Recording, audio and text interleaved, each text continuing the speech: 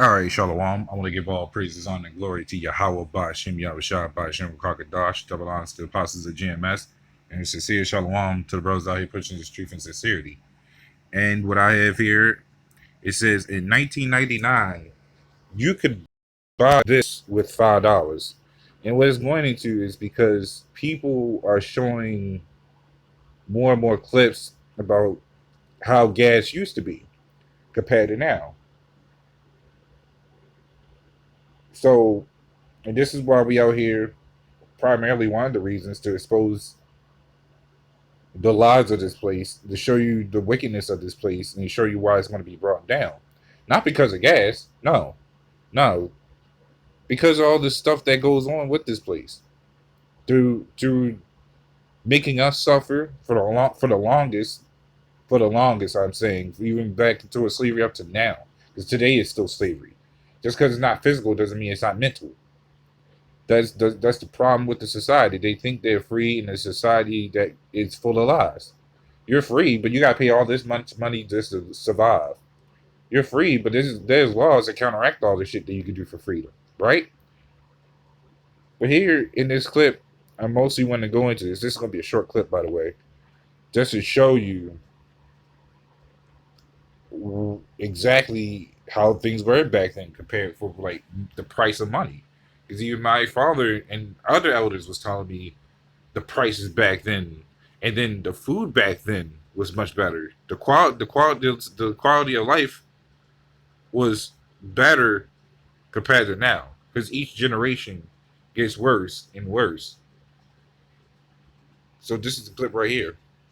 If you look up how much gas costs in 1999, it had to be like 60 or 70 cents. $5 actually gas money. So when someone pays you $5, like, bro, that's two big Bufords, two large fries, and a large Coke at Checkers. $5 nowadays, if someone gives you a five, it's disrespectful. If you look up how much. So, and this is, and he's more likely right about the 1999 for it being 60, 70 cents. Now, that depends on where you live, because each states has different prices. Because today, like in my state, it's $5. California is $7, but in Texas, it's $3. And I'm talking about for right now. I mean, I'm talking about literally right now. But you go back to 1999, prices on gas was probably 40 to 70 cents anyways.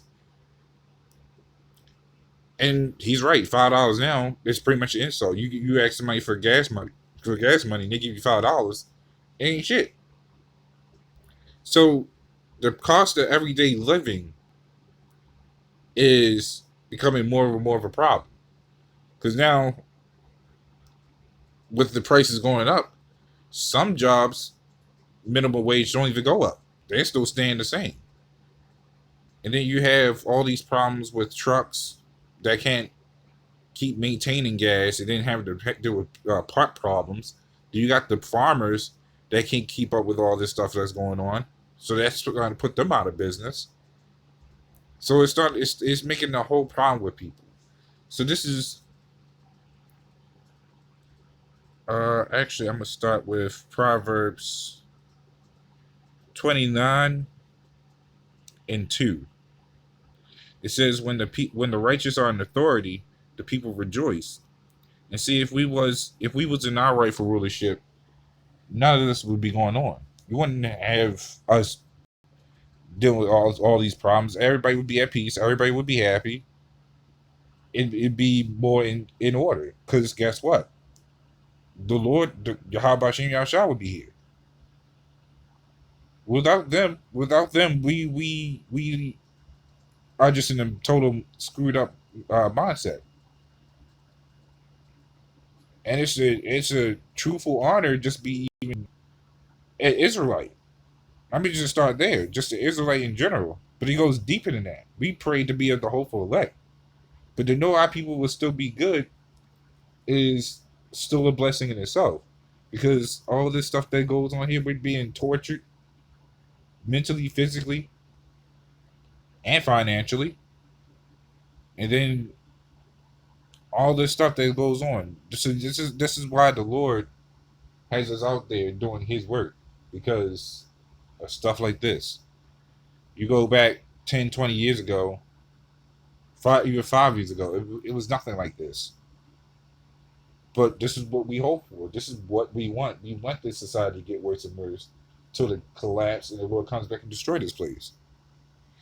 This is 2 Ezra 15:1. It says, "Behold, speak thou in the ears of my people the words of prophecy." And that's what the Lord commanded us to do. To go out here and tell the prophecies that's going to be unfolded. To tell these people that your way of living is not only wrong, but is going to crash. Your way of living isn't going to sustain you. Because guess what? When that money crashes, everything else crashes. Which means your luxury lifestyle's gone. You're going to Chick-fil-A? Gone. You watching TV or playing video games? Gone. All that stuff gone. That's why the Lord tells us to go ahead and do his work. It says, to continue reading, it says, "Which I will put in thy mouth, saith the Lord." So the Lord is the one who ultimately does everything. He's getting us prepared for the stuff that's about to happen. And it's getting worse and worse by the day. Because every time you turn around, there's always something going on. There's always something getting worse. And you know it's bad when certain jobs, as far as I'm hearing, is telling their employees that you might want to start looking for other work because we're about to close down.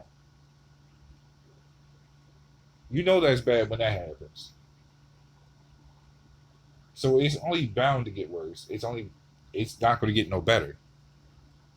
And this is what we hope for, because throughout all this messed up wickedness and darkness, there is a light at the end of that tunnel.